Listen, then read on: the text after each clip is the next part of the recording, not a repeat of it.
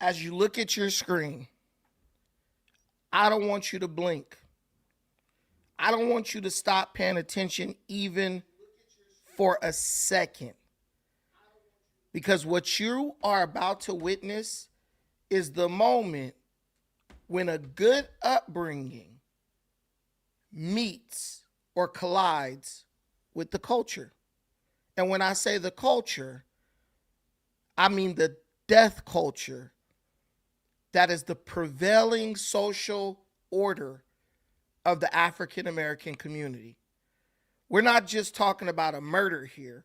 We're talking about the total collapse of the American home, the nuclear family, and specifically the nuclear black family, and the glorification of a lifestyle that ultimately leads nowhere but the grave. Charles Jones, better known as Julio Foolio, that's his rap name, spent years dancing on the graves of his enemies. He would make songs and videos disrespecting people who tragically lost their life in the murderous, violent gang scene of Jacksonville, Florida. Literally turning trauma into a brand. Literally translating disparaging people who died into profit. But on his 26th birthday, Charles, Julio, whatever, the bill came due. This wasn't a random act of violence. This wasn't just an unfortunate series of events. Let's be real. This was damn near a military grade extraction. A hit squad from Jacksonville, Florida, didn't just find this boy. They hunted this man down. They used his own social media post, which in my opinion proves he was a fool, against him, tracking his every move like a heat-seeking missile until they pinned him down in a Tampa, Florida parking lot. And what makes it crazy is ordinarily these thugs, these buffoons, they wouldn't have been able to be so strategic about what they did until we find out that they were led by a man whose family, his mother and his father, have decorated military records. This man living in the house with special ops. This man living in the house with black ops. And though he was raised in a good home, he used the things that his parents taught him and the things that he learned from being in the house with two of our finest men and women in uniform. He used those things for bad. They set a trap for Julio. They waited for the lights and unleashed a hail of bullets on this boy, which turned his celebration into a slaughter. And who was pulling the trigger? Not some victim of the system, not some woe is me, my daddy. I ain't had no daddy and I ain't had no mama growing up. We're looking at this kid named Sean Gathright, a kid who had the whole world at his feet. His mother was in the Marines. I mean, she was Semper Fi. She was real. And his stepfather was in the Air Force. This kid went to private schools, vacations in Europe. Boy, then went to Africa at a young age. Vacations in Cape Town. He had the American dream right in his lap. But he traded it for a 30-round magazine and a smoking AR-15. They told us we need to ban those, right? But maybe we should ban the mentality that enables people to use those things for the wrong reasons. Now this man is sitting in a courtroom, wearing a suit. Look at handsome kid, well-spoken, talking about how he done found God after operating like a servant of Satan. Talking about how he wants to mentor the youth, but he only want to do that once the handcuffs went clink, clink, and he's looking at losing his life to Florida's death penalty. The prosecutor asked him a very simple question. He asked him if he felt remorse for what he did while he was running with a rifle. That's a whole different plane of thought. You running down people with a rifle. You not, oh, they shot at me, so I reached for the gat and buzzed back and was running. That's hood shit. This dude doing black ops. He running people down with a rifle like he on Call of Duty. They said, do you feel remorse when you felt the heat off of that rifle on your hands after you gunned down Julio Foolio? You know, that boy didn't even respond. He couldn't even answer. He didn't feel remorse at all. He didn't feel no remorse when he was wiping out his enemy, right? He didn't feel remorse when he was wiping down the getaway car so nobody would find out at his grandma's house. He damn sure didn't feel no remorse the night that he did what he did when he was at the club the same night toasting with Don Julio while the man he just killed was laid up in the morgue. Guys, this is going far beyond the hood movies that we glorified as children. This ain't no damn menace to society. This is no longer Boys in the Hood, where people did what they had to do to survive in a rough situation. At this point, we've already stopped valuing the blessings we have. We went from the point of praying for blessings to receiving the blessings and devaluing the blessings all in the same breath. We went from trying to erase generational curses to literally chasing curses so that we could become the embodiment, the living personification of these curses for clout on the damn internet, for clout that you can only receive from someone who is looking at you through a screen on a phone or a TV. Everybody knows that the streets don't love you. And even if you love them, they don't love you back. They're literally just waiting for the opportunity to turn you from a willing participant into just another headline. And that's what this boy Gathright is experiencing. It's sad to say. It's even sad to see. But I'm going to tell y'all right now, what y'all don't got to know where I stand. I hope this dude gets the death penalty. This ain't survival. This is none of those things. This is a dude. This is a demon right here. He couldn't even say that he felt remorse for what he did. This is pure damn evil. This is everything we said the hood wasn't. We were victims of circumstance. You know what? His daddy walked out on him at a young age. You know how they say, they used to say he never had a chance. Well, shit, this guy had all the chances. My father is in prison for life. I didn't go run nobody down with a rifle on their birthday and kill him. So is it that he never had a chance, or did he have every single chance that a person could possibly have, and he just simply decided to do bad? Whole time his mama sitting up in the damn courtroom, she being a typical mom. She didn't even want to believe that her son was capable of doing this shit. And if you look at his upbringing, I could understand why his mom thought that way. If you would have put his resume up, you know, his upbringing in front of me and said, this kid's going to run down a rapper and kill him as a part of some gang beef, I would have never believed it was going to happen. I was like, nah, that kid ain't going to do that. So I understand why his mama didn't want to accept it. But now, she's been forced to. Let's get into this dang on video. Today, and, you know, I'm not here to dispute anything. I'm just here to be a man and take responsibility and express my feelings about was, you know, this whole situation. You know, that's what I plan on doing. Okay. And how do you feel? What? I feel very remorseful, you know. This is a terrible situation. It's been a traumatic experience. You know. Let me ask you this. So, how old were you when you were arrested? I was 18 years old.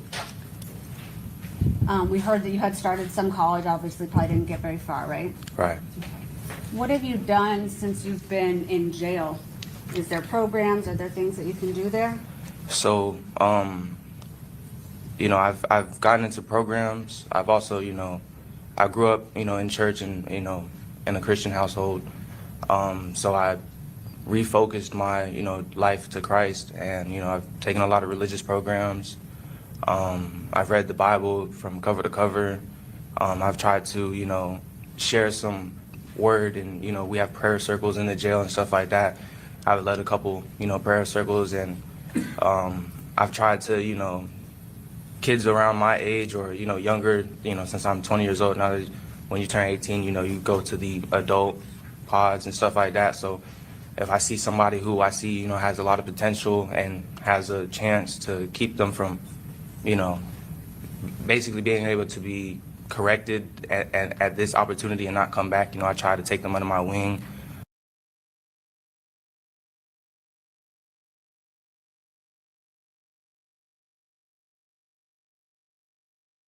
I'm telling you right now, don't none of this mean nothing. I was raised in the church and all this mess. That's hurt. In my opinion, that hurts his argument because you've already proven that the traditional methods of teaching people accountability, responsibility, whether that be to uphold the law or responsibility to do the will of God, you are showing me that that doesn't have no effect on you. The way you did what you did. What does going to church mean when the Bible condemn folks? Tell you thou shalt not kill, and the Bible really condemns the way he did what he did, because one, he made a problem that wasn't even his. Then he went and laid dead for somebody and killed them when they were in the middle of their birthday celebration, and just and shot at bro 2 times. Shot at him and missed him, I guess, and then went and shot at him again and killed him. What does church have to do? What does being raised in you making the church look bad? He might as well, in my opinion, not even brought that up. Just tell us all the selfish reasons you don't want the state of Florida to do to you what you did to Julio Foolio. As you see, I have a lot of resources and a lot of family that love me, and they've even, asked me like, hey, is there anybody in there who doesn't have somebody like that, who, could we send them some money, like, anything like that. So I've tried to, be a vessel for God to pour over my blessings into those around me. We heard from Mr. Bonosco, who said that, I'm not going to keep interrupting it, y'all, but dude, like I said, everything he say is just more damning. You had a family who care about you. They still care about you. They still love you. You had everything going in your favor. You just chose to do something. This is beyond stupid. This is evil. This is not kids being kids. This is evil, what he did. in prison, that there is opportunities at times to be a mentor or do orientations and peer-to-peer things like that. Is that something that you'd be interested in doing? Of course, I definitely want to, try my absolute best to course correct anybody from falling down a path that they don't have to take, especially the youth. I feel like that's my calling that God has put on my heart to, be a mentor to the youth and be a positive influence in this world.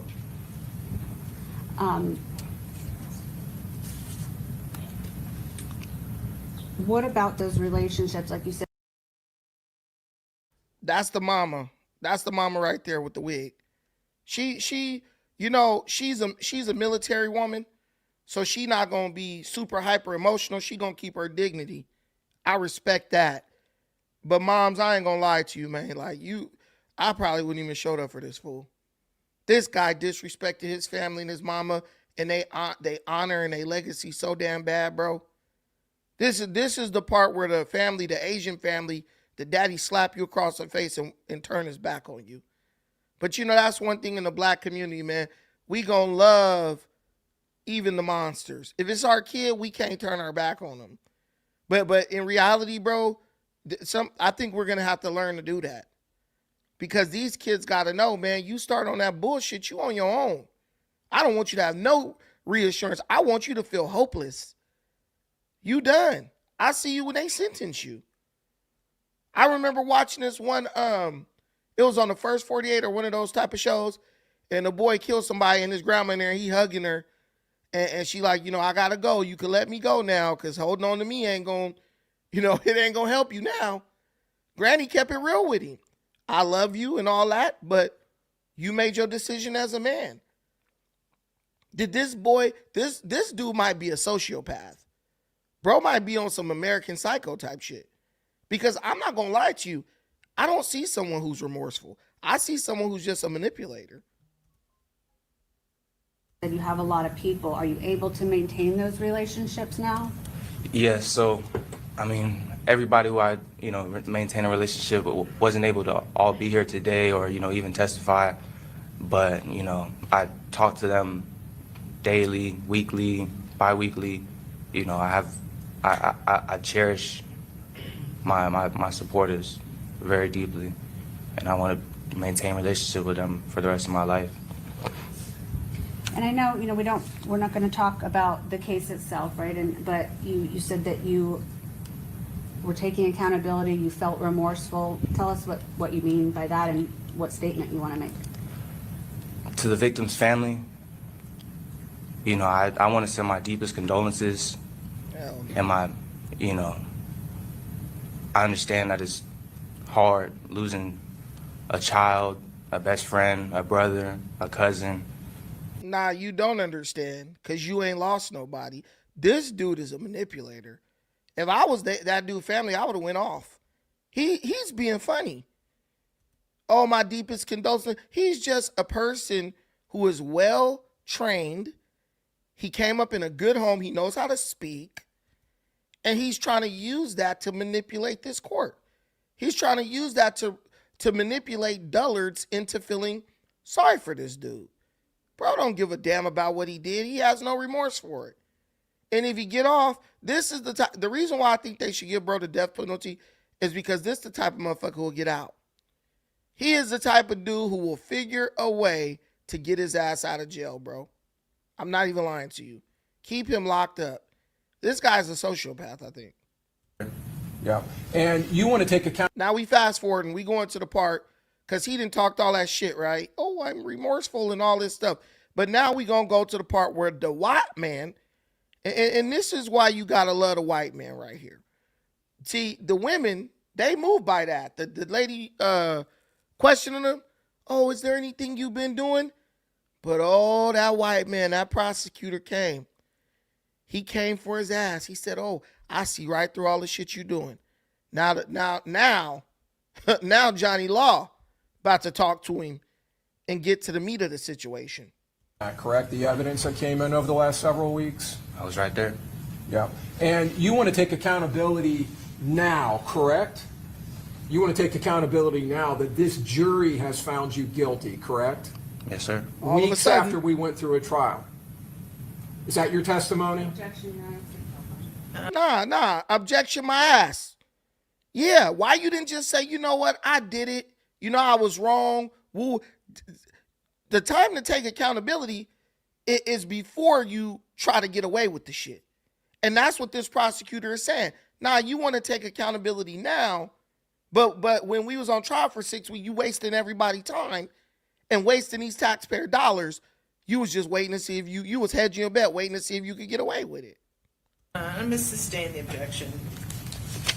You indicated this was a traumatic experience.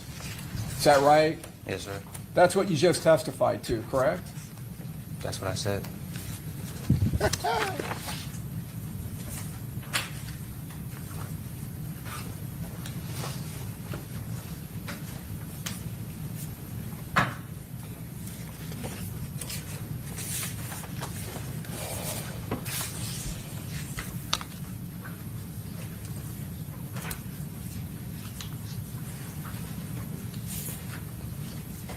We just have one moment, Your Honor. I'm trying to get the all know. Yes. Hey, J-Dug, you ain't lying, boy. You ain't lying. It's still playing, y'all. He trying to find his paperwork. You ain't lying. The conservative white man is the only thing keeping this country afloat because black folks love chaos and we love taking sides with the damn killers, the drug dealers, and the degenerates. You got black folks feeling sorry for this dude. I'm telling you right now, There was like 50 people in here at first. When I started talking sense, like 20 of them dropped down. Yeah, them is black folks who don't want to hear the reality. They don't want to hear the truth. They wanted me to get in here like, oh yeah, they should give him a break. No, fuck him. That I have the same attitude for his life that he had for Julio Foolio life. You have to start treating these animals like they would treat you if they had the opportunity. If that boy had me under the gun, he wouldn't be like, you know what, man, this is wrong. He a family man. You know what I'm saying? Nah, he wouldn't think that at all. He'd be like, because he got to know that Julio Foolio got a family. This is the guy who could have talked those. Hey, man, don't do that stupid shit. We could go beat him up or something. Send him. Nah, this is the guy who he's supposed to be the. If y'all ever saw Boys in the Hood, he's supposed to be Trey. Remember Boys in the Hood when they was going to kill the dudes for killing Ricky, and Doughboy them rolling in the car. See, this the difference. Trey grew up in the house with his daddy. Doughboy them didn't have no daddy. They just had their crackhead mama, right? So Trey was the one who was the voice of reason. He was the one like, hell no, don't let me out. Like, reality clicked in for him based on his upbringing. This dude was supposed to be the guy to stop this shit before it got to this point.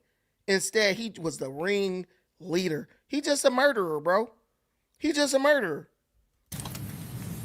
There ain't no good in this dude.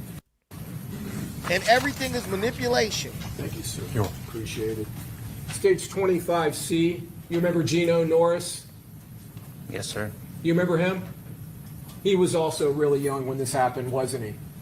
I didn't know how old he was. Early 20s, 22. Would that surprise you? No, it wouldn't surprise me. Yeah. Gino Norris, who's not a gang member, who's Charles Jones' friend from the time they're children. That's the legal basis. Okay, come on up, counsel.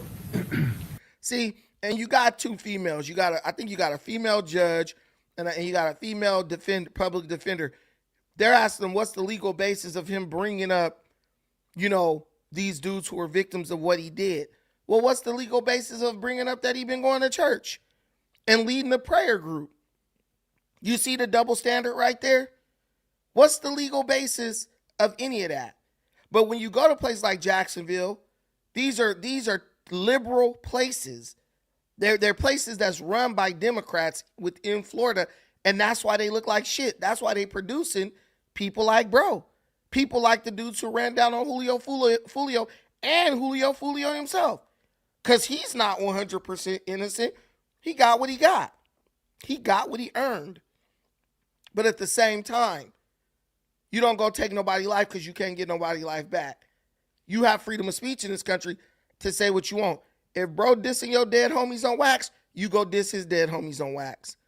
You don't run down this dude with a rifle. And this little son of a gun with this punk ass Juicy Smollett turtleneck on, bro, they used him.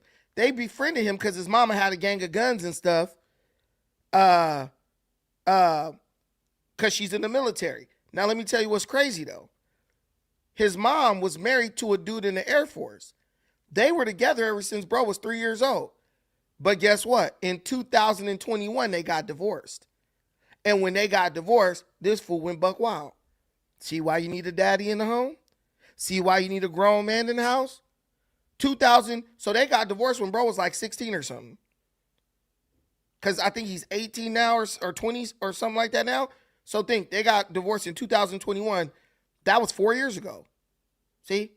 And he got arrested when he was 18 or something like that. So when his mama, when the male figure in the house was gone, bro got involved with the wrong crowd. Well, and the wrong crowd got involved with him because he just as bad.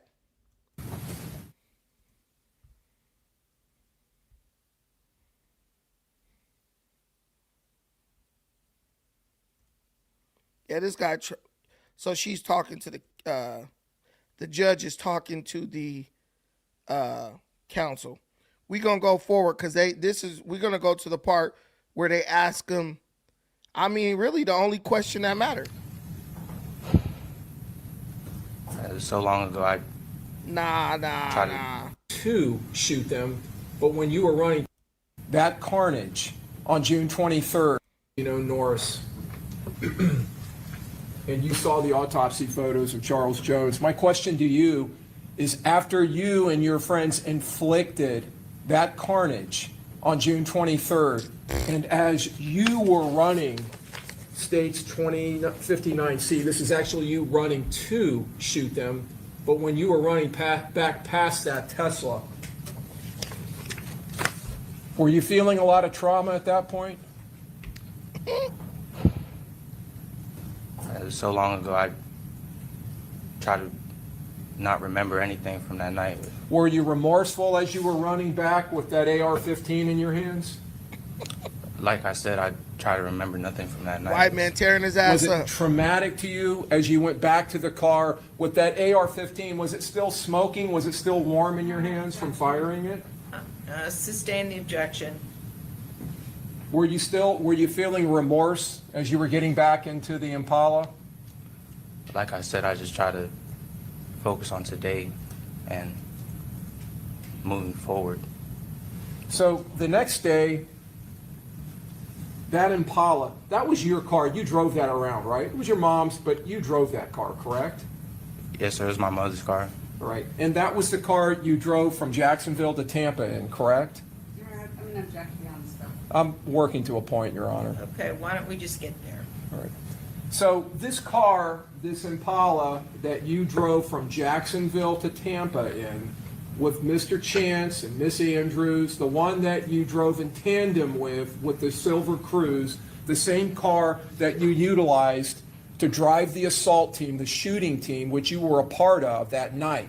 That same car that you drove around Tampa in the early morning hours for several hours, tracking, stalking, and hunting Charles Jones and his entourage. Permanent, sustained. That same Impala, you drove that to Polk County the next day, and you dropped it at your grandmother's house, right? The same grandmother who came in here last night and testified for you, correct? Overruled, go ahead, you can answer that question. Isn't that correct? What is the question? You dropped the Impala, the one that had all of these shooters in it, the one that was utilized in this murder, that was such a vital cog in this plan. You dropped it at your grandmother's house in Auburndale, didn't you? I'm here to testify about today. Are you going to answer that question, or are you going to avoid it? Because that's not what I asked what you were doing here today. I think we all understand what you're here to do today, what you're testifying about. I'm asking you specifically about your remorse. Were you remorseful when you dropped that car off and left it at your grandmother's house in Auburndale? I did go to my grandmother's house. Were you feeling remorse when you hugged her and got into the 4Runner and left her with the Impala after you wiped it down? Sir, I'm just telling you that today I would like to express my remorse to the I family and to the I court. understand what you're trying to do today. I'm asking you, since you're trying to convince this jury that you're remorseful, were you feeling remorse that next day or later that day? I don't remember these days in detail, how I was feeling, what I was thinking. What about And later that night when you went to Orlando? Were you feeling remorse when you were out partying at Club Parlay, celebrating what you had done that day? That was my sister's birthday party. What did you feel any remorse while you were drinking Don Julio tequila and putting that in your video and throwing gang signs? I'm here Did you to feel remorse testify then? about today, sir. We've all seen the evidence. The answer is no. You can't even lie and say, you know what? I was drinking because I was feeling bad. Yeah, I was throwing up the gang signs, whatever, but bro, I was just trying to have a happy face so it wouldn't be obvious that I did something wrong. He can't even say that because he haven't even thought this through. A person who is truly remorseful, they're going to be like, hey, you know what? I was messed up. I drank myself till I passed out, till I passed out because I really regretted what I did. But I wasn't trying to be like kill the momentum of the event, of the occasion of my sister's birthday. He can't even say that because when someone is lying and trying to get over on you, when you lie, you have to remember a lot of different bullshit that you plan on saying. So the obvious questions or the questions you didn't expect, you're not going to plan for them. And let me tell you something. You got a female judge, I believe her name is Michelle Cisco, this white lady. You got a female public defender, right? Lawyer. Every time the lawyers say objection, the judge, sustain. They don't want, because they're women. They feel sorry for this loser. So they don't want to see him die. So every time the lawyers say objection, the judge gonna sustain it, but then overrules an objection that is pertaining to the same damn thing that he was asking, type of question he was asking before. But he's trying to make a point. He's trying to show the jury, this guy don't feel sorry about nothing. He has no remorse. Why won't you let him build to his conclusion? Because women, a lot of women, they love motherfuckers like this. Women sleep with dudes like this. Killers and vagrants and degenerates. They make babies with people like this dude. He's a good-looking kid. And they probably somewhere fantasize, ooh, he is fine, girl. Ooh, in their mind. As a man, I'm like, no, I want this dude off the street. I don't want this dude nowhere where he could hurt somebody else, because he might hurt one of my kids. I might run into this young punk at a gas station and he might hit my damn car, and I get out like, hey, you hit my car, and he killed me. See, women don't think, I don't even think women should be allowed to be judges, low key, because women don't think about defending shit or maintaining nothing. All they think about is how they feel in the moment, in that moment, about the person. See, but they didn't see him in his killer side, because they know everything that this prosecutor know. How he went and celebrated. How he was drinking Don Julio and throwing up gang signs, celebrating murdering that boy. They know that. So how do y'all have the same information but arrive at a totally different conclusion or a totally different sentiment towards this dude? No.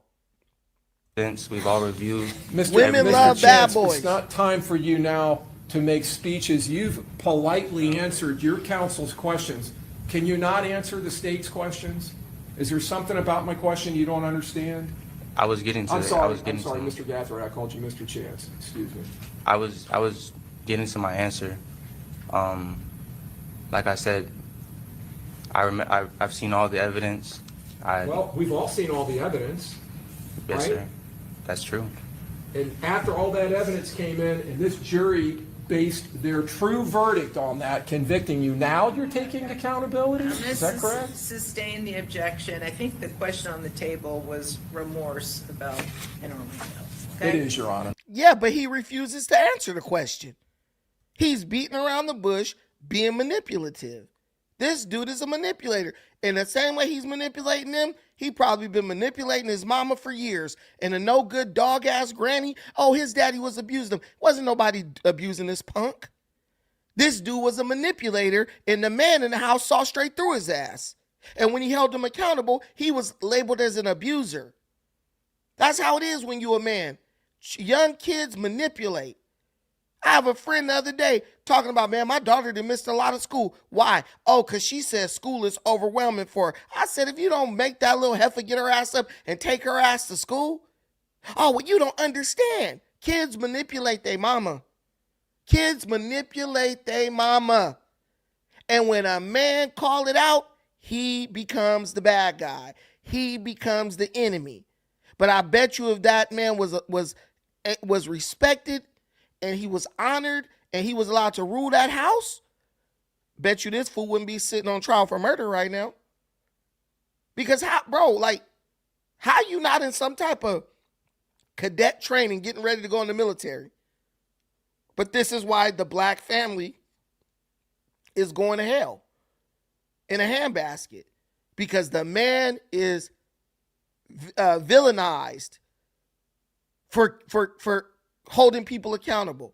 So now the law got to hold them accountable, but we at the point where the law don't even hold the people accountable, because I'm very sure that if that judge and that defender had their way, this dude would have walked free, because he's good looking, because they like his turtleneck and his jacket. This is the type of things women use to make their determinations on stuff. Ooh, girl, you see his waves? He needs to go back to the street, honey. You just need to answer that question. So I'm going to ask you very specifically, okay? So try to focus with the laser beam here, Mr. Gathright. Were you feeling remorse when you were in Club Parlay in Orlando drinking Don Julio? Were you feeling remorse for what you did earlier that day? I don't remember how I was feeling or what I was thinking. Were you feeling remorse when you got pulled over in the Forerunner a couple of days later by the police? I don't remember. I was nervous. I mean, I had never been involved in any Were you police feeling matters. remorse when you were unloading the Impala and putting all of that evidence into the Forerunner? Did you feel remorse? Sir, I told you I don't remember how I was feeling or what I was thinking in those. Okay, so he doesn't know whether he feels remorse or not. So how does he know he feels remorse right now? If he doesn't know if he was feeling remorse that night, when you do something, even a dog has the ability to feel bad. Pee on the carpet, dog feel bad. I peed on the carpet. This dude is a degenerate. This guy is a sociopath. And somebody in the comments saying that they're Julio Foolio's cousin said he didn't kill Foolio because he was hood. He killed him because he wanted the money. And I believe that. This dude is a very calculated dude, and he's very manipulative. And I promise you, if it was 3 white men sitting in that courtroom, public defender, prosecutor, and a white male judge, this fool would be cooked immediately. But because he got the luck of the draw, 2 sympathetic females. And now he could sit up there and play games. The judge needs to be like, answer the damn question. Or we could end this right now. Days. Mr. Gathright, you have led, you would agree with me, an extremely privileged life, haven't you? Yes. Yes, sir. You would agree with that, correct? I would. You've had a loving mother, correct? Yes, sir. A loving sister, correct? Yes, sir. You've had 2 wonderful grandmothers, correct? Yes, sir. You would agree with me, right? I couldn't deny that. One of which probably, I'm assuming, sacrificed and paid for you to go to that private school, that preparatory school, correct? It wasn't paid. It was a magnet program, so I had to apply, and it was a lottery system. It was a lottery system. Okay, so it was a magnet. Yes, sir. All right. She supported you going there, did she not? Everybody did. Gave Yes, sir. you open use of her house, welcomed you, treated you, and Mama let you drive her parented car? you basically, didn't she? Yes, sir. Took care of you when your parents were deployed, correct? Yes, sir. At the time, I was living with my grandmother. Both of my parents had been either retired or out of the military. I was just living there more so. Yeah, you was living there because you wasn't getting along with your damn mama husband because he wasn't letting you run roughshod in his shit. And you was manipulating your granny because she gonna be, nah, my baby. Just another black woman raising a damn killer, making excuses all the way. You got a mother and a father. Why the hell you living at your granny house? You got a mama and see, they represented the discipline aspect. He didn't want that.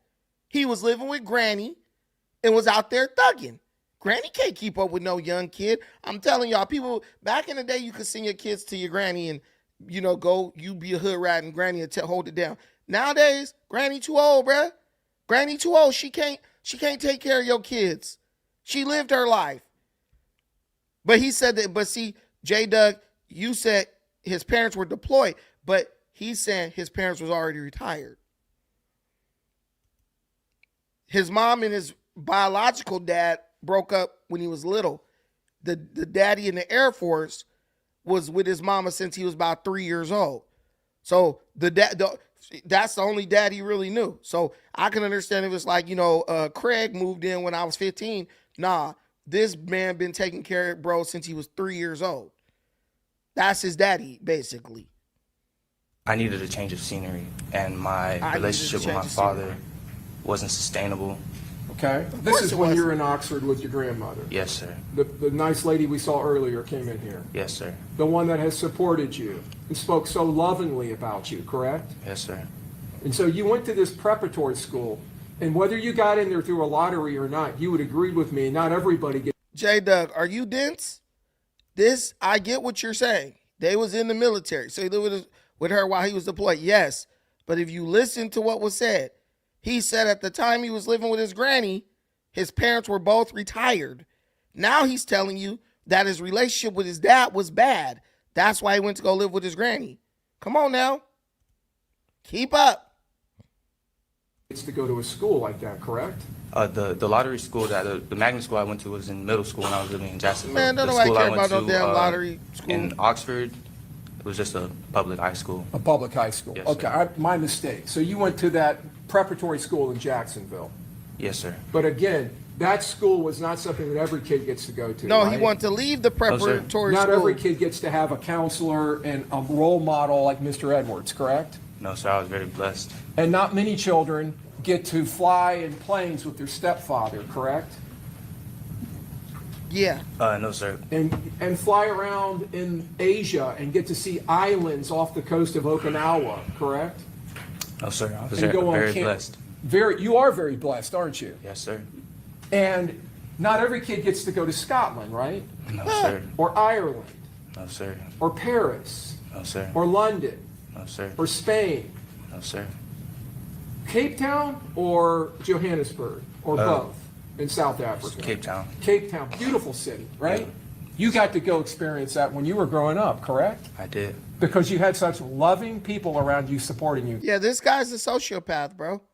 He killing because he want to kill. Fuck you. Like, even the cousin of Foolio, who's in the comments, say he wants to kill for the money. This guy didn't need no damn money. I believe this guy I believe if this guy would have got away with this, he would have continued to kill. People don't realize it's a lot of sociopaths in the hood, man. People just kill because they get off on it. This guy is a manipulator. This guy is freaking Ed, whatever that guy's name is, the psycho. Ed, what was his name? Eddie something. But he's a crazy dude. And I wonder if they made him undergo a psychological evaluation. Despite having what you called a blessed upbringing, you still find yourself here today, right? Unfortunately. Where you had lived, we heard about Mississippi, and was Jacksonville different than where you had lived previously? Jacksonville was unlike any other city that I've lived in or visited or any other country. The cultures, the neighborhoods, the people, it's completely different. And how old were you when you kind of started experiencing that culture shock? So when I moved to Jacksonville, I was about 9 or 10 years old. I didn't really know much about what the streets were, quote unquote, the streets were. It was more whenever I got to high school and I wanted to leave the magnet school that I was at. I wanted to be at more of a neighborhood school to be around the people I grew up with, because at the magnet school it's 30, 45 minutes away. I didn't really know anybody. I wasn't as close as the people who I grew up with. So around high school, that's when I started hearing about, and seeing, the different. Right there, the nigga's lying. Because he said, I wanted to quit the magnet school so I could be around the people I grew up with. But you experience culture shock with those people? Like, maybe I'm slow, but bro saying he didn't know what was going on in the hood, but he left the magnet school because he wanted to be with the people in the hood. Like, this is a lie right here. This is a lie. He wanted to be a hood nigga. He wanted to thug. He was on, just like everybody, he on the internet. He looking at dudes being hood, throwing up gang signs. He like, man, that's what they doing over there? I'm trying to be a part of that life. He fell in love with the street life, the hood life, to the point where he wanted to leave his magnet school, could have been a doctor, lawyer, attorney, or anything, just so he could go be in the hood. And guess what? This is what the hood life gets you. And he deserved everything he get, and then some. Things like, the drugs and people dying and, stuff like that. And then I was caught completely off guard. But I was curious, like, what is this? You know, and listening to the music, like, Yeah, I was listening just, to the music. like, caught off guard. Like, I'd never experienced something like that, especially living in Japan and, you know, living in different states around the world. I mean, or in the country, just, it didn't have what Jacksonville had. Ain't We've nobody. heard from a lot of Somebody said the hood life indoctrinated him. Bro, nobody indoctrinated this fool.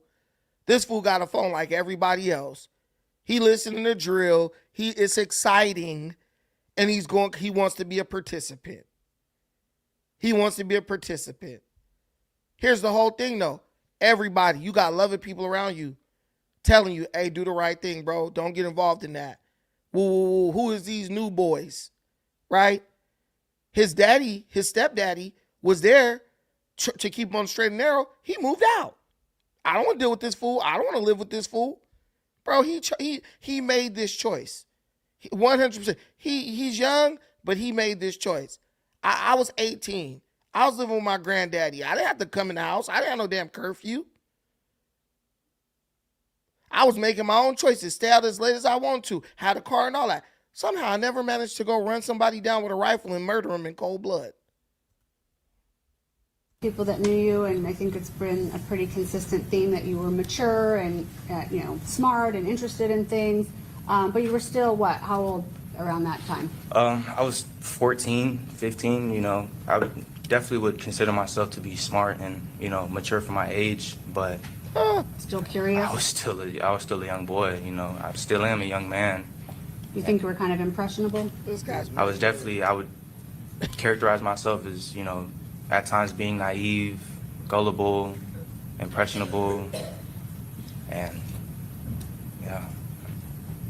And so despite that upbringing, are you finding yourself, you're in a different culture now, but you still want to be as successful as you can?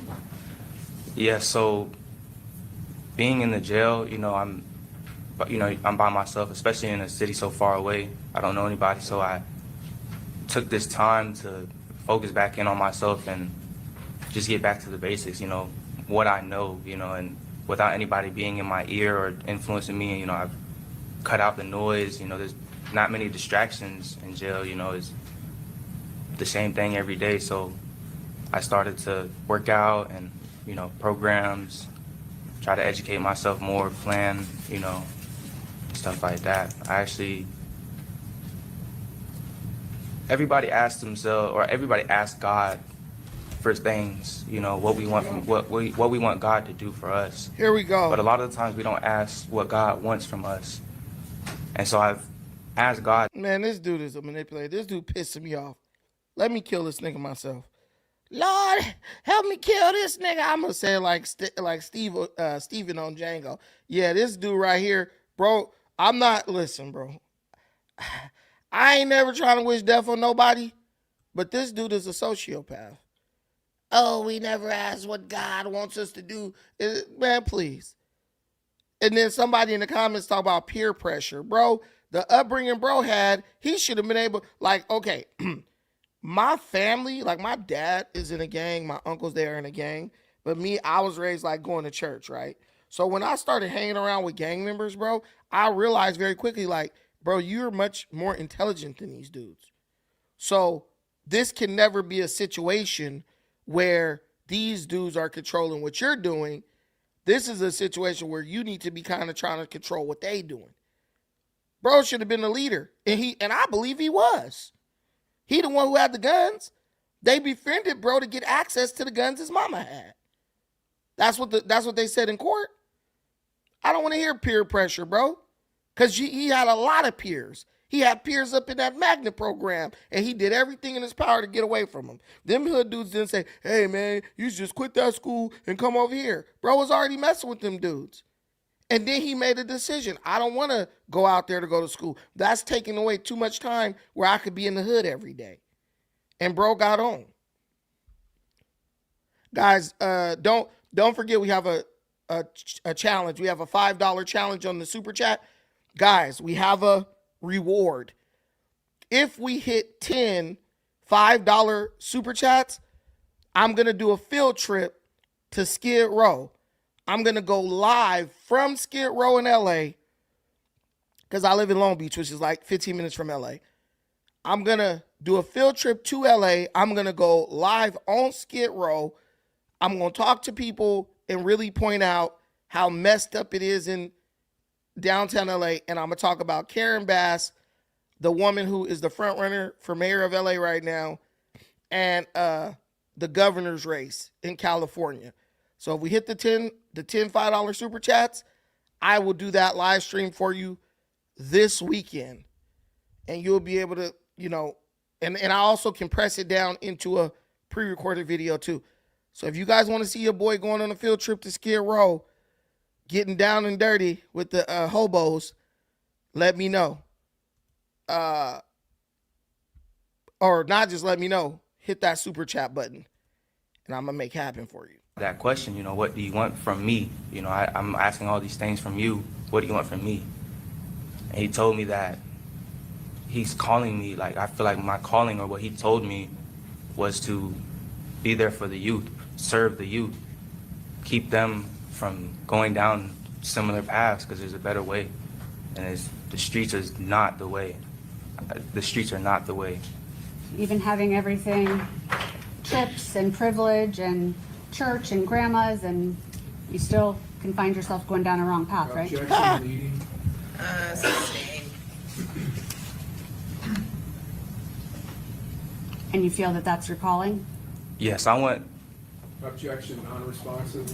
Well, I think it's more asked and answered, but you can go ahead and answer. Just yes or no. Just answer yes or no. Do you what feel was- that you're calling? Yeah, When she's you were feeding them describing. words. Yes. Listen, she's leading them. She's feeding them words to make the jury feel sorry for him. And the judge is going to allow it. That on Google, it say that judge a white lady. That judge sound black to me, but I could be wrong. Why are you leading him? Let him speak from the heart. He can't. He don't feel sorry about this shit. He don't care. He's trying to do what he got to do to save his own skin. That's about it. I do. She might as well get up there and talk on his behalf. I would like to. Well, Objection no. I'm sorry. Yeah, Okay. no. You just gotta wait for a question, okay, Mr. Gathright? Yes, ma'am.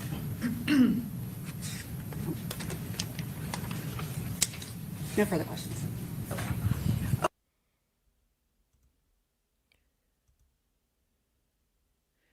Yeah. So this guy, he don't give a damn about what happened. He can't even answer just basic questions. Do you feel remorse for what you did? A kid can be like, yeah, I feel sorry for what I did. That fool probably will sit up there and say, yeah, I feel sorry that I got caught. The story of this guy, Sean Garthright, isn't just a court case, basically. It's really a warning. It's really a warning. We get up here, we get on these platforms, we constantly telling folks, hey, man, law and order, raise your kids, stop black people, stop impregnating women and walking out on them. Stay active in your kid's life. Don't think, oh, I got a good kid, he'll never do that. You have to be active in your kid's life. This case is proof that all the privilege and guidance in the world cannot save a man who chooses darkness over light. And that's what Sean Garthright did. We're watching this generation of youth trade their future for a few minutes of not even glory, attention from the streets in a viral clip. But while the court deals with the fallout of this situation that happened in Tampa, the world keeps moving. We'll forget about this guy in a couple of days. And the landscape of how we live, work, and protect our values is constantly shifting under our feet. You don't even know what to expect no more. You got the magnet school kid running people down with a rifle. First thing blacks will say, well, black folks don't do mass shooting shit. Well, what is that? Well, what is that, bro? You're right. They don't do mass shootings. They just run down people and kill them, even though they grew up with a silver spoon. We see what happens when the culture becomes totally toxic. Now, this is so crazy that even psychologists and stuff, they'll have a hard time explaining what's going on. I'm throwing out that bro's a sociopath just for the sake of it being something so simple. But this dude might be an evolution of mental illness and mental instability in this country. Just like people talk about Trump derangement syndrome and how that's a real diagnosable illness, mental illness now, there are other mental illnesses that have evolved out of this unique situation in history that we find ourselves in the United States. And guess what? If we haven't identified them, they can't be diagnosed. There's something mentally wrong with that boy. There's something mentally wrong with that boy. There might be something mentally wrong with his mama and his grandma too.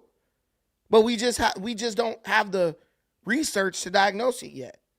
But let me tell you the whole thing. While we're trying to understand what these killers think and what makes them tick, we're the ones doing the dying. Our kids are the ones losing their life. Like Julio Foolio might have talked a lot of shit, but as far as we know, he ain't smoked nobody. He didn't go looking for somebody on their birthday to run him down with a rifle and kill him. That's the one, win I would give Julio Foolio there.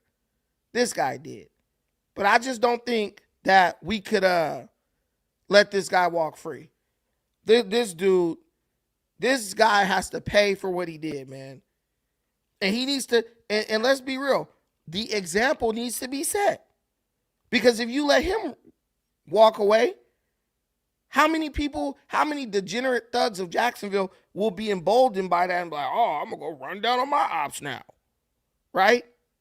It's just not right to let that guy walk away, after he did something like that.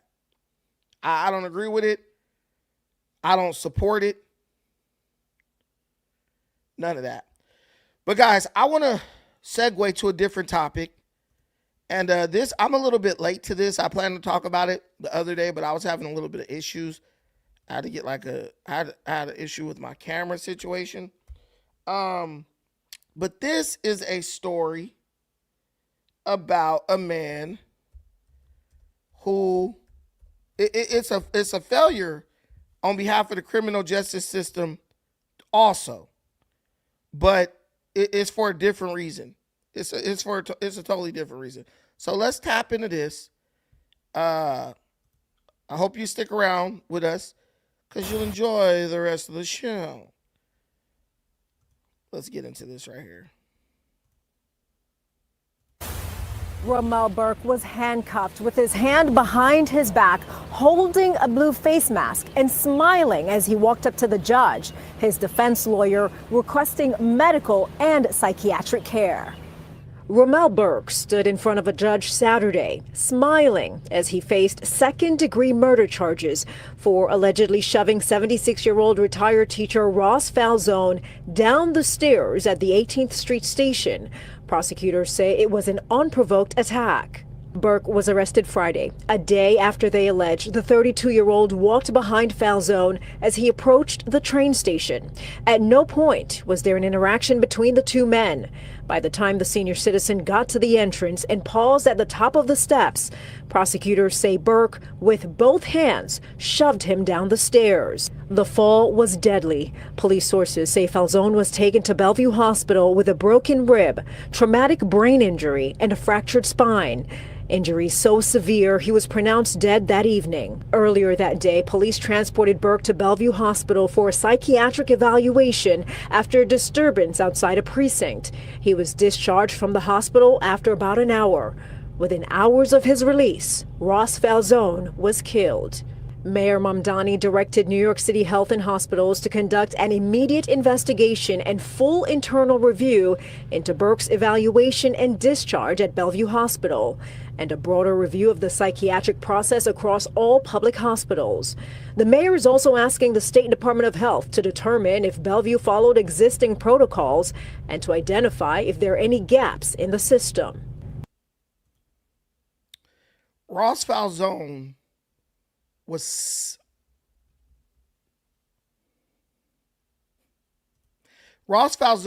76 years old. He was a retired special education teacher with a doctorate from Columbia University. You got to take a second and think about that. A man who spent his entire life dedicated to the people who are the most at risk in our society. This man survived decades in a classroom with people who deal with disabilities, including but not limited to mental illness. But Ross Falzone, after retiring, ended up being killed, and he wasn't killed in a freak accident. He was killed by a series of events over which he had no control. He was killed by people who believe that their lived experience is more important than the law. The man who pushed Ross Falzone, the man you just saw in the video, was Ramel Burke, a 32-year-old New Yorker who suffers from well-documented mental illness and had a history of assaulting people on New York's subway system. On Thursday afternoon, the New York Police Department found him acting erratically. Riders had called the police. He was waving a stick that he pulled from a trash can. They did their job. They arrested Burke, Ramel, and they took him to Bellevue Hospital, a mental institution. They marked him as an emotionally disturbed person, but in the city of New York, under the Mamdani administration, the hospital is just a revolving door. They just in and out. No real evaluation, no 48-hour hold to see if the person is a threat to themselves or other. All right, thank you, Mr. Burke. Time to get the fuck out. Ramel Burke was then released in 90 minutes. He spent an hour and a half at the mental hospital.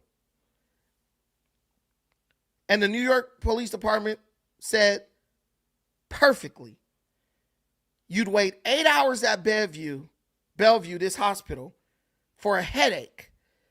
But if you're a violent threat to someone, they'll give you an Advil at the front door. 5 hours later, Ross Falzone was dead. He was at the bottom of the steps with a traumatic brain injury and a fractured spine.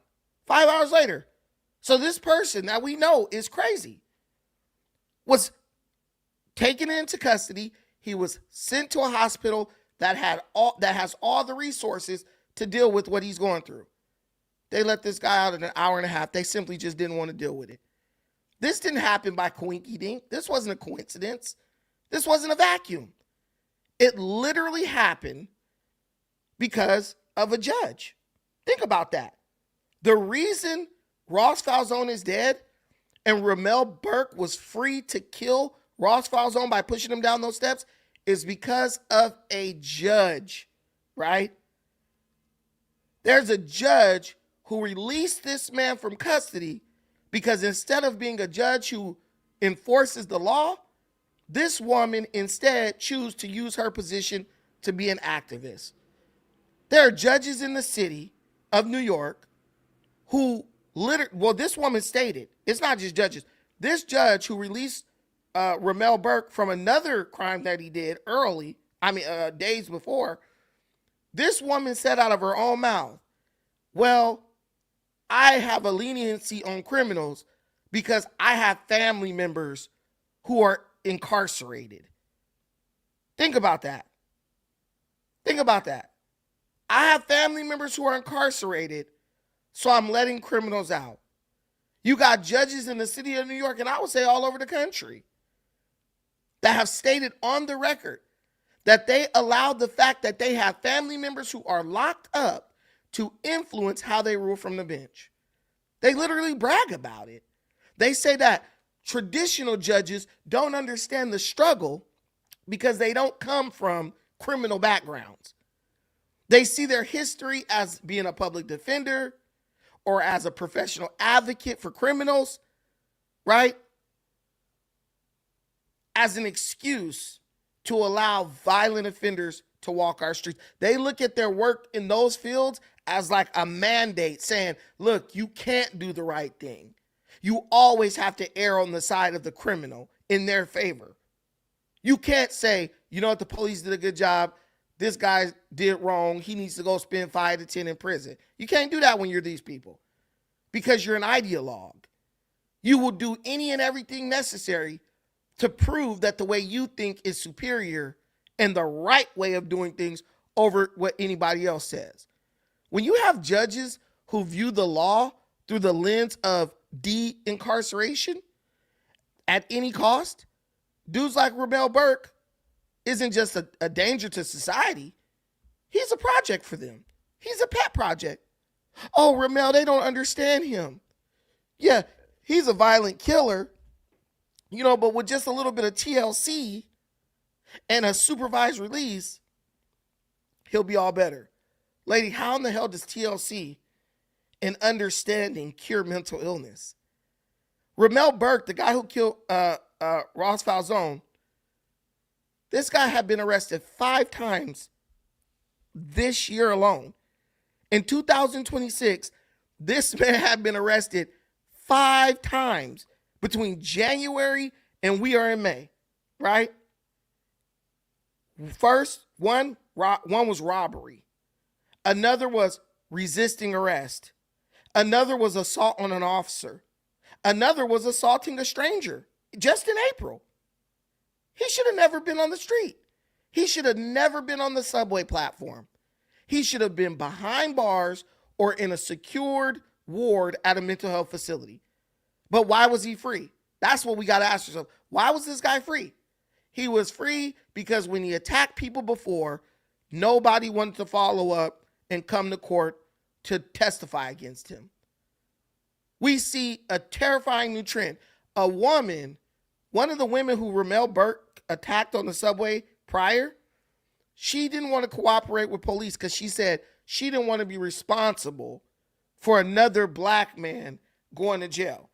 Once this woman learned that Ramel Burke had killed Ross Falzone, she said, well, now I wish I would have testified.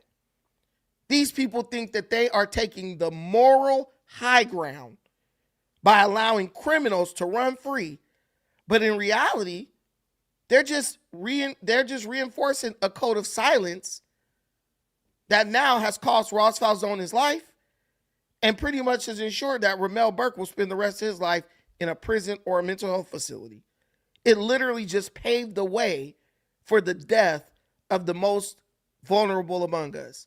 Because a young, able-bodied woman didn't do her societal duty and testify against Ramel Burke and get him sent up the river. One of our elderly, Ross Falzone, a man who gave his whole life in service of others, has lost that life. What a violent way to die at the age of 76. For all we know, he could have lived to be 100. For all we know, he could have lived to be 100. But his life was just cut short because we don't want to do what's necessary to protect the vulnerable people in our population. That's all there is to it. We do not want to do what's necessary to protect the people who are vulnerable in our population. It's really pathetic and it's really sad. I'm sorry, there's no other way I can describe that. That 76-year-old man should be alive today. That man should be alive today. But instead, guess what? He's dead and the criminal lives on. The criminal gets to go on to be crazy. Who do you think was more of a valuable member to society? Someone who was contributing more? Ramel Burke, who's assaulting people on the subways of New York? Or Ross Falzone, someone who dedicated his life to helping people with mental illness and developmental disabilities? But if you show people as a society that you don't value the contributions they make to that society, guess what? They'll stop making contributions. They'll go somewhere where they're appreciated, where they're celebrated. We don't understand that. But because we want to protect criminals. Oh, I don't want the criminal to think that we don't care about him. I don't give a damn if he did think we don't care about him. Across all public hospitals. The mayor is also asking the State Department of Health to determine if Bellevue followed existing protocols and to identify if there are any gaps in the system. In a response, Bellevue Hospital said, "We welcome this review and we expect that it will find our care was appropriate." On Saturday, the judge determined Ramel Burke is a flight risk due to 4 open cases that include assault on an officer, burglary, and criminal mischief. Hey, John, let He has him out been again. remanded and will remain in jail. His next court date is set for May 14th. At the end of Burke's court appearance, as he was being walked out, he turned to the judge and through a glass partition asked, quote, "Is there anything else, Judge?" She did not respond. Yeah, so this guy is just totally off his rocker. And he's kind of like, he's maniacal with what he's doing. You know, he's doing crime, he's killing people, and he's laughing about it. How did Bellevue Hospital determine, like, oh yeah, this is somebody that we need to release? See, the procedure is not making any sense. And what I keep telling people who live in these Democrat districts, they want you to live in terror. They want you to live in fear. Because the more they can scare you and make your life a living nightmare, the more willing you will be to relinquish your rights in the name of safety. That's why it's up to you to do something yourself. It's better that they start to enforce public safety and enforce the law because you press them to do it than for them to do it because you're begging them. Please do it, please. See, you can't go on your knees and expect to get a favorable result. But right now, while you're strong and you're on your own 2 feet, that's when you say, look, either enforce the law or you're going to be out of office. That's all you got to do. Enforce the law or you'll be out of office. Guys, why are you guys putting like disparaging stuff in my comments, bro? Yeah, that's how you handle a politician. But it's so crazy to me how people play the victim like, oh, we have no power over what these politicians are doing. Yeah, you do. Because 9 times out of 10, you voted for the politician. But you ain't going to tell nobody because you don't want it to look like you made a bad decision. Ross Falzone would be alive today. If Bellevue Hospital did their job, even the NYPD, y'all just drop him off at the hospital. Oh, well, here you go. If he's a threat to others, why would the police leave? Why wouldn't they stay with him until, it's determined that he's mentally fit to go into public or he gets shipped off to another hospital? I don't know if the Bellevue Hospital is like a psychiatric ward / a regular hospital. I don't know. But what I do know is it should be a little more difficult for someone with a history to just walk away. This dude been arrested 6 times this year already. You telling me bro ain't got convicted on none of those crimes? Oh yeah, cashless bail.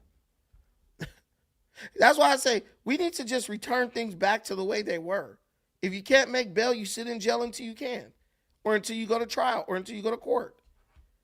Why? Because when you don't have that type of bail system, people who should be sitting in jail, they slip through the cracks.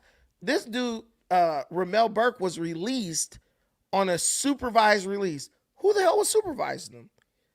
He was on supervised release, right, when he went to the subway station and killed somebody. Think about that. He was on supervised release while he went to the train station and killed an old elderly man. Clearly, supervised release is not working. But here we are. The man accused of pushing a man to his death at a subway station now going before a judge. Fox 5's Richard Jacobus is live for us with the latest details on this. Richard. Arthur, it was this flight of stairs here at this subway station yesterday where 76-year-old Ross Falzone was shoved to his death, a New York City retired teacher. And tonight his suspect is back behind bars after being released. But there are questions tonight from the mayor and the public as to why he was ever let back out. According to the criminal complaint, Burke was observed on surveillance video using 2 hands to forcibly push the 76-year-old down the stairs of the West 18th Street subway station. He was propelled into the air and landed on the ground at the bottom of the stairs. Falzoni was later pronounced dead at the hospital, but the questions surrounding his alleged murder arise from what happened the night before. This same suspect, who police sources say has been arrested 4 times since February, was brought to Bellevue just hours before the attack as a, quote, emotionally disturbed person. He was then released an hour later. And a few hours after that is when he allegedly pushed Falzoni down the stairs. Former NYPD detective and John Jay professor Michael Alcazar says the cops are doing their jobs, but it's the system that's broken. The evaluation by the mental health staff is minimal. I understand there's only certain criteria so they can hold them, but maybe perhaps if they knew about the history of the individual, how many times they've been in the hospital, what medications they haven't been taking, how many arrests. Like in this case, this gentleman was arrested 4 times in 4 months, right? So the police are doing their job. We're like the cleanup crew, and then we bring him to the professionals, and apparently the professionals are releasing them too soon without doing a proper evaluation. So we're told now that Mayor Mamdani is investigating New York City Health and Hospitals Bellevue about why Burke was released so soon. His next court appearance is set for Thursday. We're live in Chelsea tonight. Richard Giacobis, Fox 5 News. Arthur. Thank you, Richard. Yeah, this makes no damn sense. There's really not much you could even say about cases like this because this guy should have never been released. He should, man, my thing is, like, NYPD will be like, well, he was arrested 6 times before that. Okay, what are y'all doing wrong? But you got people in New York who will vote for people who not only write up these policies, right? They champion these policies. They champion these policies. And so if the crazies don't get you and you in New York, well, guess who gonna get you? You go in the subway, some crazy person gonna get you. And if you on a regular street, trying to raise your family, the thugs are gonna get you. Because not only is New York dealing with an epidemic of mentally unstable people attacking people on the train, they're also dealing with an epidemic of all-out gang violence. 188 shots fired in one day over one shootout in New York City.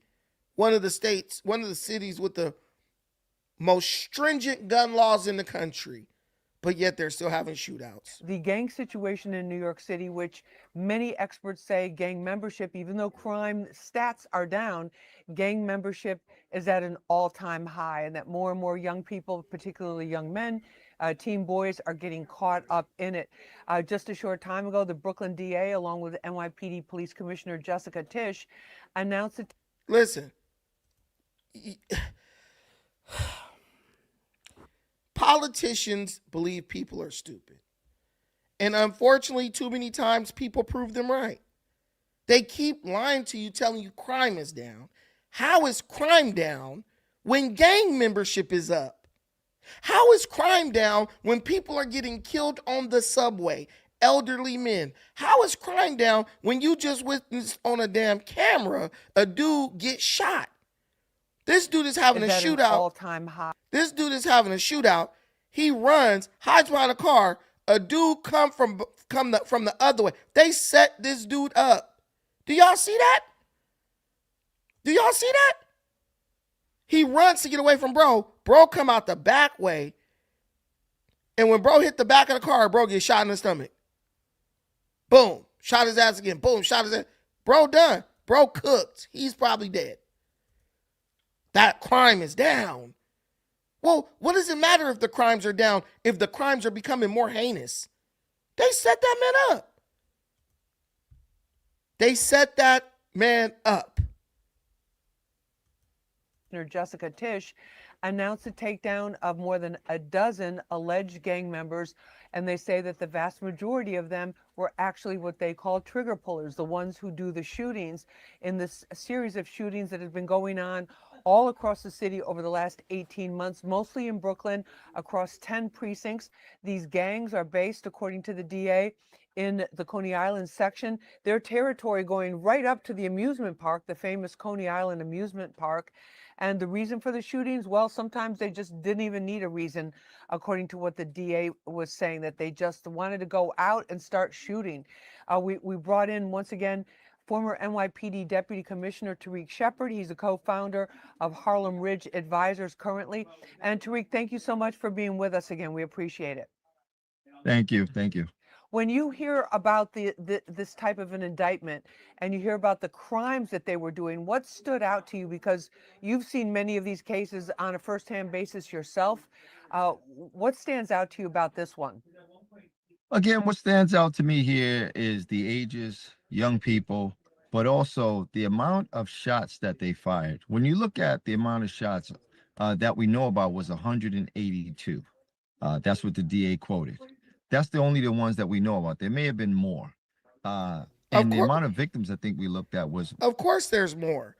But in New York, they're doing the same thing they just got caught doing in D.C., where they're fudging the numbers when it comes to the crime stats to make it look like crime is down. Mamdani, the guy who New York elected, he literally said he wanted to do this. He said he wanted to get rid of the police's gang database. They want to get rid of all record keeping, and what record keeping exists, they want to fudge the numbers on that record keeping so they can keep lying to your face saying crime is down, why they carrying your TV out of your back door. Mamdani said, this guy doesn't give a damn about safety. He only cares about taking people's money and doing passion projects. Look. Council legislation to abolish the NYPD gang database were to pass. Would you support and sign that? I have supported that proposal. It's one that I've supported because of the vast dragnet has meant the inclusion of New Yorkers on the basis of whether they go out late, photos they put on social media, so much of the facts of life of being a young New Yorker, and yet it then becomes a mark of suspicion. There's no question that we have to take gangs extremely seriously, and yet I find that a database that includes New Yorkers on such bases is one that doesn't actually do exactly that. So gangs are serious. We gotta deal with the gangs, right? But if you keep track of the gangs and the gang members, that's somehow violating somebody's rights as a New Yorker. These people talk out of both sides of their neck. And yet, you even got people in this audience, I support that. Guys, they're destroying your cities. And you know what they're going to do? When the cities get so bad, they're going to say, well, give up your rights and we'll make it safe for you again. I want y'all to go watch that movie. It came out back in the day when I was a kid. It's called Wishmaster. And the theme of that movie is be careful what you wish for. See, people think being free or having freedom is no rules. People holler, F the police, F the police. Same people was chanting F the police with NWA. Guess what? They looking for the police now. They complaining because when they call the police, they don't come. Now you, the same people saying F the police, I didn't see nothing, stop snitching.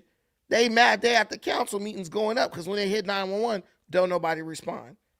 You can't have it both ways. That's what my granny used to say. You can't have it both ways. And my other granny used to say it's going to tell on you before you tell on it. And that's what's going on in New York. That's what's going on in Washington. That's what's going on in LA. Our people's depraved mindset and absolute hostility to figures of authority, it's now destroying us. It's destroying our communities, and our kids aren't even safe. What if there was a little girl or a little boy walking by when they set this fool up? Was maybe 7 or somewhere in that range. Just think about how many of those bullets that hit cars, hit windows, just flew around the community. How many innocent people could have been shot? There was some innocent bystanders that were shot, and that's really sad. But think about how many more there could have been when you have 182 bullets being fired right here in Brooklyn, New York. And Tariq, it's really crazy. And then they said across 10 precincts, there were all these different neighborhoods from Coney Island, and the DA said their basic attitude was it's Coney Island against everyone. And this is the area that they operated in. You can see it's the 5-9 Brim, and there are two sections or sets within the 5-9 Brim in Coney Island, according to the DA. The Coney sides, which are the older gang members, the FOG, which are the younger members, according to the district attorney. But Tariq, when you see that there's like also older men that are involved, yes, there's teens that are out there pulling the guns, but when you see that there's older men involved with this as well, what does that tell you? Is this a generational problem? Well, that's what I was just about to say. Obviously, this is generational. What you're seeing here is that they're following the lead of uncles, cousins, fathers that came before them. And that's one of the problems we see consistently in public housing. We see the same families being problematic every year. And so the young people that come up and their uncles were involved, their dads were involved. It's sad that these young people, these young men didn't become involved as well. So not surprising to see that many gangs have an older set and a younger group, and the younger group usually calls themselves something different. But right now, the amount of young shooters that we're seeing is really alarming. And then let's take a listen, Aisha, to some of the Brooklyn District Attorney, Eric Gonzalez. He was explaining and showing more of the map throughout all of Brooklyn. Let's take a listen. The video is chilling. I'm going to just direct you to the left side of the screen. There's going to be two men walking. On the right side of the screen, they're going to be the four shooters. Let's play the video. Those are the two men walking. Those are the four men on the right side. They see each other. You see the two men start to backtrack. Now the shooting starts. And you see one of the shooters is now fallen to the ground. Let's watch it again from an alternative angle.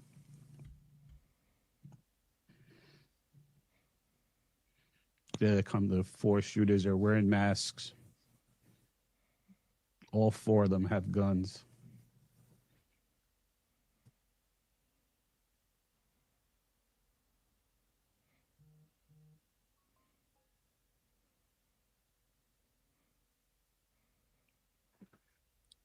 We allege that two of the men are Taekwon Holmes. If you see this idiot, the guy who pulled out his gun last, he the one who got killed. Looked like he got killed. Bro, if somebody is running up on you and everybody around you has already put out their gun, which he probably was high or drunk or something, but if everybody with your group that already pulled out their gun, why are you either run or you shoot? They got the drop on bro. Bro stands there and tries to look at this fool. This guy right here. He pulls his gun out. There's already shots being fired. And bro's trying to be Rambo. Bullets are going past him. And he's like, yo, I'm going to pull my gun out and shoot somebody. And got smoked. Look. So shots were fired right there. He ain't even pulled his gun out yet. He going to try to run towards the dudes who were shooting at him. Now he lets one shot off, knocked down. And then look at your friends. Them your boys, right? Them your boys, right? They gone. You're dead. Them is your boys. They left your ass right there. The enemies could have did anything to you. Could have took your booty, kicked you, did whatever. Come on, bro. Come on, bro. We allege that two of the men are Taekwon Holmes and Tamari Kimona, as well as two other FOG Coney Island, Coney side members. I think they see during the shooting, one of the men who was shooting is in fact shot himself. He's shot by so-called friendly fire. He's shot friendly in the fire. back of his head. Whoa! His friends see him fall to the ground and run off and continue to run, leaving him to die. Tariq, when you look at that video, once again, it looks like it's in a NYCHA development there. Absolutely. And what it makes me think about is thank God that we have the NYPD here and how much worse this problem would be if we didn't. When those shots are going off, those cops are driving right towards danger, running towards danger. We even saw a video by the DA where right after the shooting, they grabbed one of these guys and took the gun off of him. So can you imagine what this problem would be like without a proactive department? Bro, he got shot. Dang, you was right, Christian. You was right. Christian was right. He said it looked like one of his own homies shot him. Nah, dude, come on, dude, guys. This is what people giving their life up for, which is crazy to me. But I'm telling you, bro was dumb anyway. If your boys if you've been in any gang, once your friends start shooting, that's not the point. That's not the point where you pull your gun out and start shooting. Once they start shooting, your job is to get out the way so they don't accidentally kill you. And that's what he didn't do. Hey, Christian was right.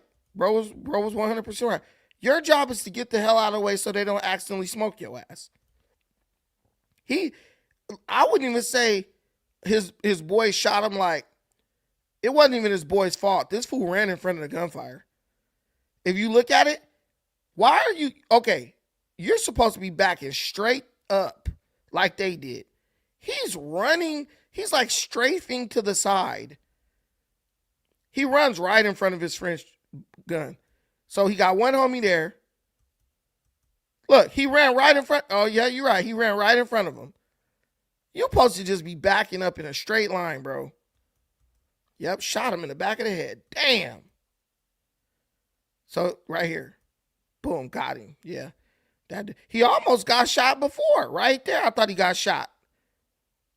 Oh, he did. So did it take a second for him to react to getting shot? Because it looked like he got shot right there. And then he let off a shot, and then he falls back. We allege that they just ran off on bro. Yeah, these guys have no. Listen, they got no type of training with guns, weapons, none of that. These guys are absolute morons. Like, you got to understand who you're dealing with. and like I said, dudes be high and everything else out in the streets. You know, even if you're trained, right? Dudes be drunk, high, on perks, on fentanyl. Come on, bro. Shout out to my boy Noble Young. But guys, listen, I hope you enjoyed this live stream. Everybody in the audience, if you've been here the whole time, get this live stream a rating 1 out of 10 on how well you liked it. I'm getting back into the hang of things. I took a couple days off because I had to do something with my camera situation. So let me know if you liked it. I'm terrified of suspect. That's why I'm going to pay somebody to beat him up when he goes to jail. But, okay, so y'all enjoyed it. All right, so we're going to get out of here, but we will be back tomorrow around the same time, around like 12. And I got some short form videos coming y'all way too. So let's handle our business, y'all. Thank y'all so much. Shout out to my boy Sticks and Stones LA for the $5 holler in the Cash app. We did not hit our goal, so it does not look like there will be a Skid Row field trip. But I'll give you guys the opportunity tomorrow to hit that goal again. And hopefully we can get the field trip going. Let me see. Maybe I didn't check Cash App. All right. Shout out to my boy J Doug. He said $5 for harassment of the homeless. And shout out to my boy Sticks and Stones. Appreciate it, bro. Not Sticks and Stones. Sucker Season LA. Thank you, brother. And hit me up, bro. We need to go get a coffee or something. I'm feeling it. I'm feeling a little tired. But thank y'all so much for watching this. I appreciate everything y'all do. I'm going to end this live stream and start working on some other videos that I have to do. I got to play a little bit of catch up. But please like, share, subscribe to the channel if you have not already. We are on the, we're just on the path to greatness these days. I like that. I like the sound of that. Till the next time, take care of yourselves. But most importantly, please take care of each other. Peace.